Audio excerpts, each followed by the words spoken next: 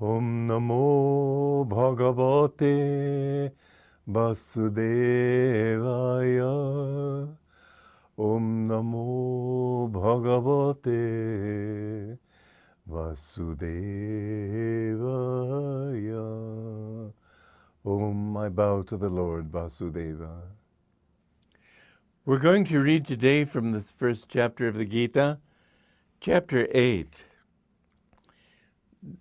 Duryodhana, who is the king of the bad side in human nature, the downward pulling aspect of human nature, he is saying to Dronacharya, the guru of both clans, these people, but Drona sides on his side, so the generals of his side, number thyself, Drona. Bhishma, which is the consciousness of being separate, a separate ego identity. Karna, which is outward attachment, ego identity, outward attachment. And Kripa, which is not in this case mercy or divine grace, as it usually means in Hindi, but rather a personal as opposed to cosmic delusion. Ashwatthama, which is attraction or likes and dislikes. And there's a very interesting footnote here. Ashwatthama, I'm going to read it to you because it's quite involved.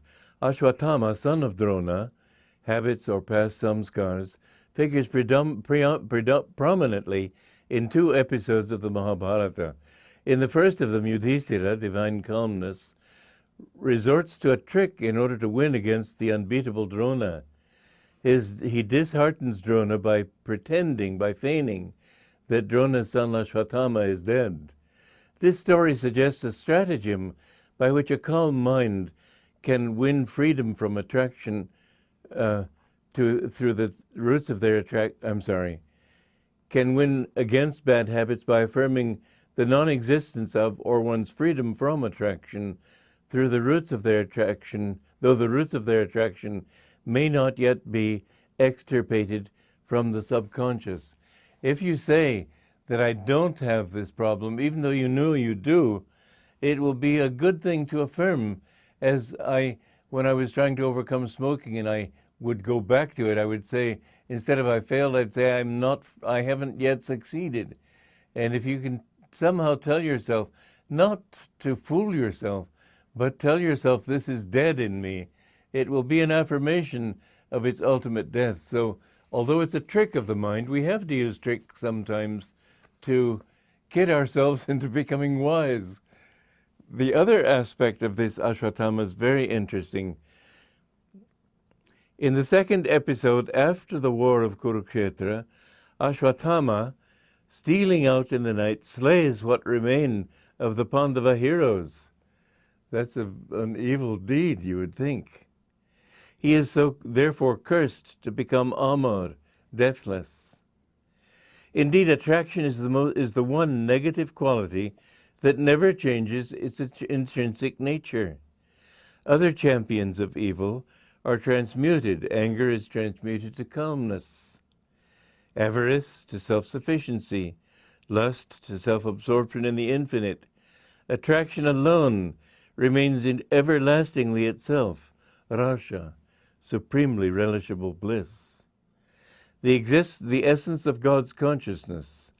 Indeed, in his consciousness, all human virtues, humility, kindness, generosity, are finally killed or absorbed in the eternal bliss. To focus within the self on the higher attractiveness of bliss is the best way to overcome any lower sensory attraction. And so although attraction is on the side of evil in the beginning, it becomes the greatest attraction. This is why I said before, if you like stale cheese, then get a taste for good cheese. And you'll find that taste for stale cheese is no longer there. When you have a taste for anything, try to find some substitute for it that will be more pleasurable, that will help to raise at least your level of appreciation to a more subtle level of refinement. So then vikarna, repulsion or dislikes. Dislikes are a part of Maya. They're a part of delusion. They are the second likes and dislikes. They're the duality of delusion. We must get rid of likes and dislikes and accept that anything that comes, let it come. I have found in my life that by accepting both pain and pleasure, both nice things and ugly things, if they just have to be there, then let them be. It doesn't matter. People have tried to attack me and tried to destroy me, but they haven't bothered me because they're just the same to me as if they wanted to flatter me. It's all a part of delusion.